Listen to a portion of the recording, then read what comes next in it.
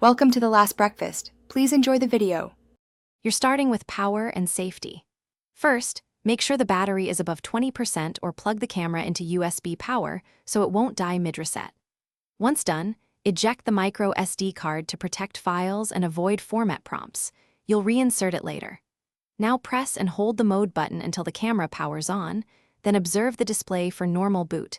This confirms we're ready to enter the menus and perform a settings reset without interruption. You'll now erase custom settings to restore defaults. Swipe down on the rear touchscreen to open the shortcut tray, then tap Preferences to enter the full menu. Next, scroll to the Reset section and choose Factory Reset. This removes user settings but not your media. Confirm the action when prompted. The camera will take a moment, then reboot. When it restarts, basic factory settings are restored and you can reconfigure Wi-Fi, time, and preferred resolution.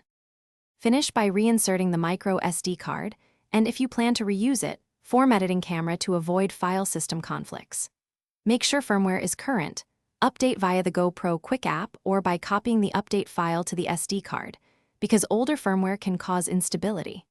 If the camera still freezes after reset and update, try a full SD format on your computer and repeat, or perform a manual battery disconnect.